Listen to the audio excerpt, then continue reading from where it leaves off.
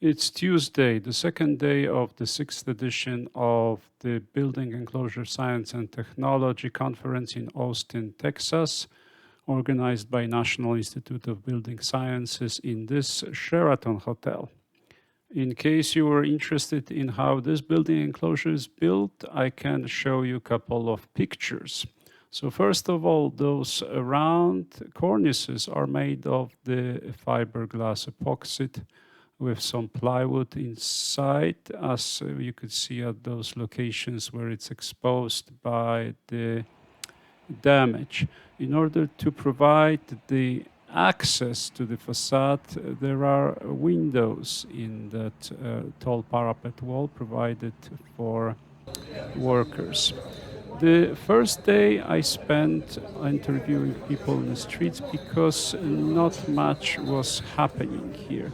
As it turned out, the first day consisted of a single session closed to the public, so it doesn't always pay to book your accommodations and flights early. So another really good place is Stubbs Barbecue, which is a few blocks from the hotel, world famous Stubbs Barbecue. And true story is actually named after our very own Stephanie Stubbs, so you should all go and eat there.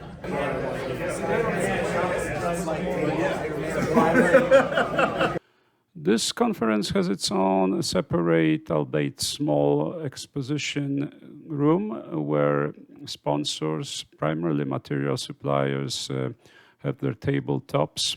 The conference is split in two tracks, science and practice, and attended by a little bit over 100 people by my count.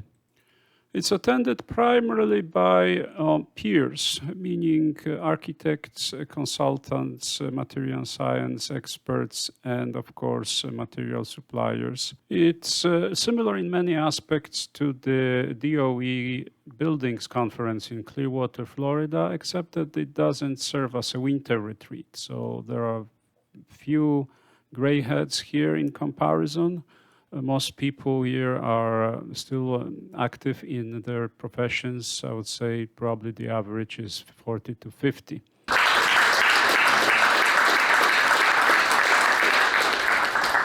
How do we strengthen building science education across disciplines? Strong connections between industries and politicians that are both slowly in action.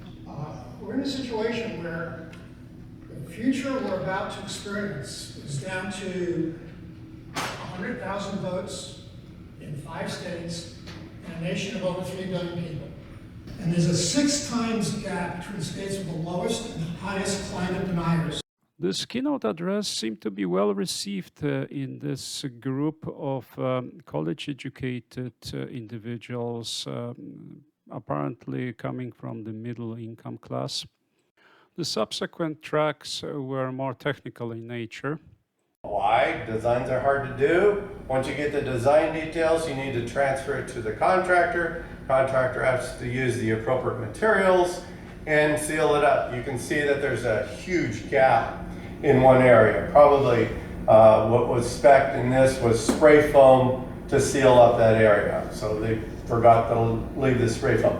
One of the interesting things about a roof is it experiences both hot and cold temperatures on a 24-hour cycle.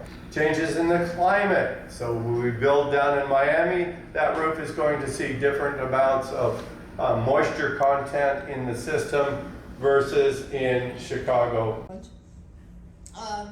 So increases performance, and then of course consider the 3 R's. The second day isn't over yet, but I wanted to turn it over early. I'll see you tomorrow.